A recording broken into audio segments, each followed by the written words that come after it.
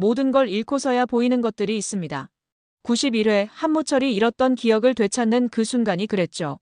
건물주라는 이름으로 사람을 숫자처럼 대하던 남자가 전 재산을 잃고 을의 삶을 통과해 마침내 깨닫습니다. 돈은 수단이고 정답은 사람이라는 사실을요. 그래서 91회는 반전이 아니라 재정렬이었습니다. 얽히고 설킨 관계와 감정이 한 줄로 정리되면서 이제부터는 과거로 돌아가는 이야기가 아니라 어떻게 앞으로 나아갈 것인가를 묻습니다. 이 질문은 오래전 친구 셋, 한무철과 김대식, 최규태에게서 시작됩니다. 한때 천하고 삼총사였지만 시간이 흘러 셋은 돈을 서로 다른 방법으로 대했고 결국 갑과 을로 갈라졌죠. 무철은 일용직에서 건물주가 되며 더 가지려다 사기에 덫에 빠졌고 대식은 세입자로 버티며 생존을 택했습니다. 규태는 아들의 심장수술비 앞에서 자존심보다 현실을 먼저 붙잡을 수밖에 없었습니다. 초반 대식 가게 앞 프랜차이즈 입점 갈등은 단순한 상권 싸움이 아니라 자본과 인간성의 첫 대면이었어요. 작품은 돈이 전부가 아니다라고 단정하지 않습니다. 다만 돈이 삶을 바꾸긴 해도 방향을 정하는 건 결국 사람이라고 말하죠. 그러다 판이 뒤집힙니다. 무철은 을로 추락하고 대식은 건물을 낙찰받아 갑이 됩니다. 자리가 바뀌니 시야가 바뀌고 시야가 바뀌자 마음이 바뀝니다. 이미자는 처음으로 을의 서름을 전부 체감하고 태하는 빛과 궁핍 속에서 땀의 가치를 배웁니다. 반대로 대식의 지벤부에 중력이 생기고 해숙은 오래 눌려온 열등감 끝에 50억 인출이라는 위험한 선택을 하죠. 젊은 인물들도 같은 질문 앞에 서 있습니다. 한태하와 김아진은 3천만 원과 손목시계에서 시작된 어색한 채무 관계를 매일 함께 뛰며 갚아가는 동행으로 바꿉니다. 김석진과 한서우는 외부의 방해와 내부의 불안을 통과하며 성과로 증명하는 사랑에서 사랑이 방향을 바꾸는 성과로 시선을 옮깁니다. 91회가 중요한 건 퍼즐의 자리를 돌려놨기 때문입니다. 장태풍 장미의 사기 전말이 드러나고 무철과 이미자의 오해가 풀리며 인물들은 중요한 건 돈이 아니라 사람이라는 명제를 머리가 아니라 몸으로 이해하기 시작합니다. 그리고 결정적 장면 무철의 기억 회복. 이제 그는 돈의 언어와 사람의 언어를 동시에 아는 사람이 되었고 남은 건 말이 아닌 선택입니다.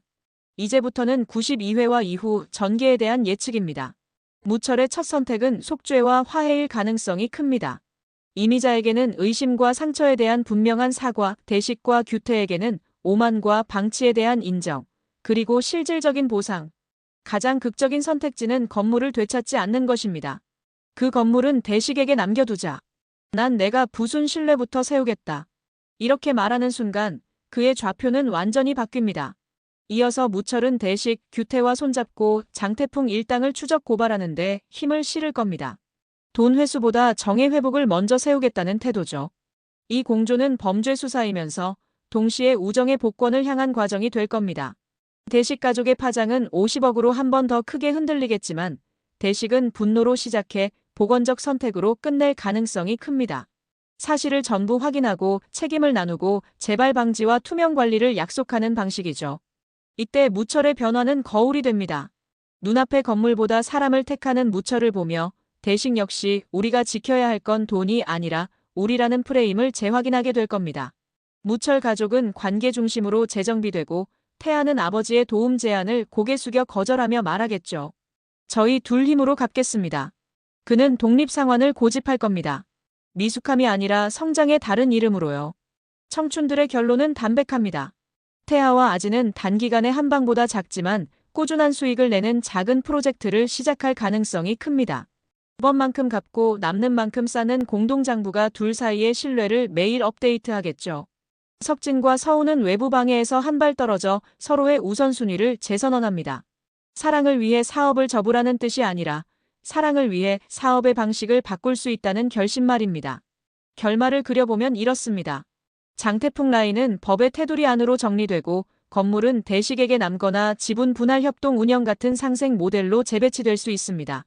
임대는 시장 논리만이 아니라 동네와의 약속이 되고 청년 창업자에게는 보증금 임대료에서 현실적인 숨통을 틔워주는 원칙이 세워질 겁니다. 새 친구는 공개석상에서 함께 서서 약속합니다. 무철은 늦었지만 제대로 갚겠다. 대식은 우린 갑을이 아니라 이웃이다. 규태는 내 절박한 만큼 남의 절박함도 무겁게 대하겠다. 가족의 결론도 자연스럽죠. 대식과 해숙은 50억을 정산과 투명 관리로 봉합하고 무철과 이미자는 부보다 마음의 방향을 먼저 맞춥니다. 태아와 아지는 소박하지만 단단한 동행을, 석진과 서우는 성과가 아니라 서로를 지키는 약속을 선택합니다. 마지막 장면을 상상해 봅니다. 동네에 불이 켜지고 골목 간판이 빛나고 무철이 짧게 말하죠. 우리는 돈으로 시작해 사람으로 끝났습니다. 그 순간 대운을 잡아라의 뜻은 분명해집니다.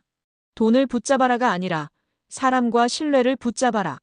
돈은 그 다음입니다. 그래서 92회 이후의 모든 선택을 한 문장으로 요약할 수 있어요. 기억의 반환은 과거 복구가 아니라 미래 작성을 위한 신호였다. 앞으로의 시간은 그 신호를 행동으로 바꾸는 과정이 될 겁니다. 건물보다 신뢰, 회수보다 회복, 성공보다 상생.